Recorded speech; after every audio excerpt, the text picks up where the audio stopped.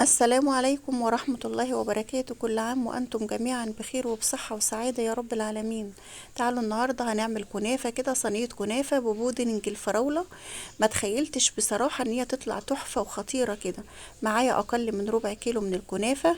طبعا لازم يكون مسبق التفريز، تكوني حاطاه في الفريزر من على بيات، علشان كده تعرفي تفرميه بإيدك ويبقى ناعم معاكي، أو في الكبة وتعمليه. انا هنا عملته على ايدي، وكان معايا برضو يعني حوالي كده ربع كيلو من الفراولة او نص كيلو من الفراولة. يعني مش كمية محدودة او مش بالميزان، يعني كان عندي كده فخدت كمية كده منها. غسلتها كويس وشلت الوردات بتاعتها، رفعتها على البوتاجاز ونزلت عليها بكوباية من السكر. هشيل بقى كده الريم اللي بيطفو على السطح كده بتاعت الفراولة. وطبعا انا مش مقطعاها، انا لا، انا سايباها القطعة بقطعتها. هتجيبي حوالي كده 3 كوبايات من الحليب او 4. هتنزلي عليهم ب3 معالق من النشا او ب4 معالق من النشا حسب الكمية، يعني لكل كوباية من الحليب هتنزلي لها بمعلقة من النشا. هتدوبيهم كده لحد ما يمتزجوا مع بعض الحليب مع النشا، ومبقاش فيه اي تكتلات. انا والله الفكرة دي من وحي الخيال بتاعي، انا جت في راسي فقمت نفذتها على الفور.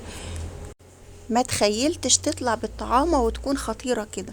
هنزل بقى بالحليب بالنشا، انزل بيها على الفراولة بعد كده ما دخلت في تسوية وخلاص نزلت الصوص بتاعها.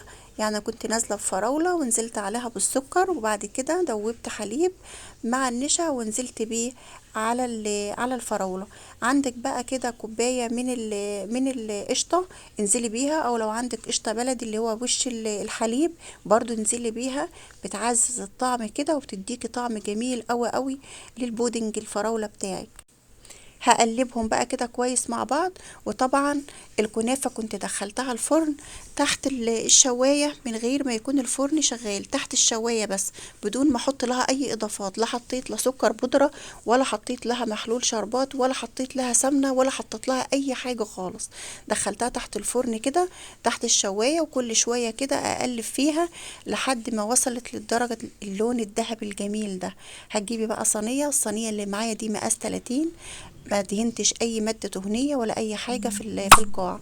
هنزل بقى كده بالكنافة بتاعتي، افردها كده في الصينية، وهنزل عليها بسيرب كده.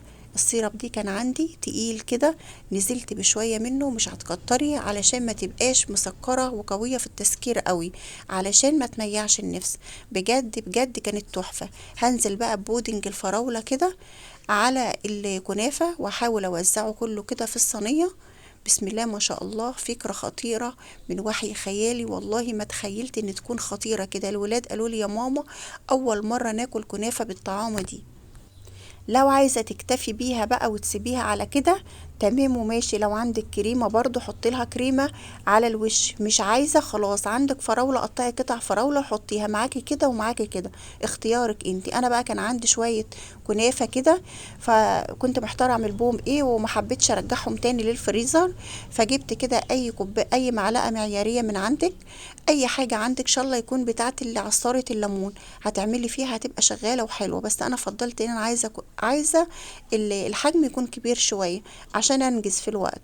فانا كده هبرم كده الكنافة في قلب الكوباية المعيارية، وهعملهم جنب بعضهم كده. طبعا مش هحشيها اي حاجة، انت برضو لو عايزة تحشيها اي حاجة احشيها، بس انا كنت عايزاها تكون خفيفة وما تكونش دسمة قوي.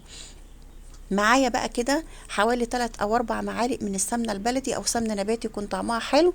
هتسيحيهم وهتنزلي على كل كده كوره من الكنافه، هتنزلي بمعلقه من السمنه كده زي ما حضرتك شايفة كده. بسم الله ما شاء الله، يعني كانت وصفة خطيرة وكانت تحفة وكانت طعمة جدا جدا. بسم الله ما شاء الله.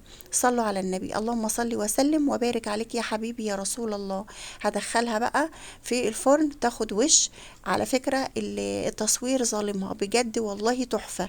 هي مبينة هنا اللي هي يعني شايلة شوية، بس والله كانت ذهبي وكانت تحفة. هنزل بقى بالسيرب كده وهي لسه سخنة، او بالمحلول بتاعي، هنزل بيه كده على الكنافة على طول وهي سخنة والسيرب بتاعي بارد. بسم الله ما شاء الله. قدميها بقى وكلي منها انت واولادك بألف هنا. بجد وصفة جميلة وشيك في التقديم. وصفة سهلة وسريعة وبسيطة ومش متعوب عليها، وفي الآخر النتيجة مرضية جدا وهتعجبك. أتمنى يكون الفيديو خفيف ولطيف على قلوبكم. أتمنى تجربوا الوصفة وتقولوا لي في تعليقاتكم. والسلام عليكم ورحمة الله وبركاته.